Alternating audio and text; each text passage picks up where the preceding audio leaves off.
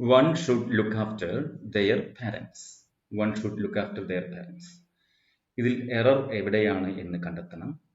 ഇവിടെ ഒന്നാമത്തെ ഭാഗത്ത് വൺ ഷുഡ് എന്ന് പറയാം. വൺ എന്ന് ഉദ്ദേശിക്കുന്നത് ഒരു വ്യക്തിയെയാണ്. അത് ഏത് വ്യക്തിയാകാം, മെയിൽ ആകാം, ഫീമെയിൽ ആകാം, നമുക്കറിയില്ല, ജെൻഡർ ക്ലിയർ അല്ല. ഓക്കെ, ഒരു വ്യക്തി വൺ ഷുഡ്. ഞാൻ കഴിഞ്ഞ ഒരു വീഡിയോയിൽ പറഞ്ഞിരുന്നു, should, shall, should, will, would, can, could, ഇതുപോലെ ഇതെല്ലാം തന്നെ മൊഡാൽ ഓക്സിലറി വെർബുകളാണ്. അതിന് സിംഗുലർ എന്നോ പ്ലൂറൽ എന്നോ വ്യത്യാസമില്ല.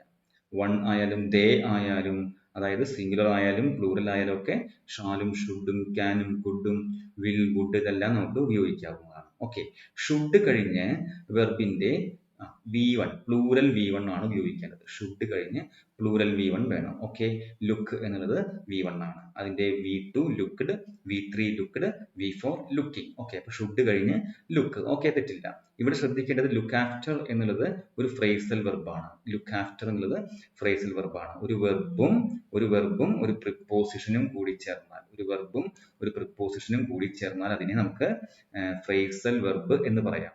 ഒരു വെർബും പ്രിപ്പോസിഷനും കൂടിയാൽ അതിനെ ഫ്രേസൽ വെർബ് എന്ന് നമുക്ക് വിളിക്കാവുന്നതാണ്. ഓക്കെ, വെർബും പ്രിപ്പോസിഷനും കൂടി ചേർന്നാൽ ഫ്രേസൽ വെർബ് എന്ന് പറയാം. അപ്പൊ ലുക്ക് ആഫ്റ്റർ ഫ്രേസൽ വെർബാണ്. അതിന്റെ അർത്ഥം ശുശ്രൂഷിക്കുക, നഴ്സ് ചെയ്യുക എന്നൊക്കെ അർത്ഥം. ഓക്കെ, നോക്കുക, ശുശ്രൂഷിക്കുക എന്നൊക്കെ അർത്ഥം. ഓക്കെ, ഇതിന്റെ തെറ്റ് കിടക്കുന്നത് എറർ ഭാഗം ദെയർ എന്ന ഭാഗത്താണ്.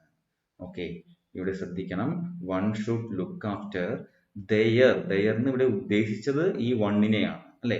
വണ്ണിന്റെ പൊസസീവ് കേസ് എന്ന് പറയുന്നത് ദെയർ അല്ല, വൺസ് ആണ്. കണ്ടോ, വൺസ് പാരൻസ് എന്ന് വേണം ഇവിടെ ഉപയോഗിക്കാനായിട്ട്. വൺസ് പാരൻസ് ആണ് ഇവിടെ വേണ്ടത്, ദെയർ പാരൻസ് അല്ല. Okay, one should look after one's parents എന്നാണ് വേണ്ടിയിരുന്നത്.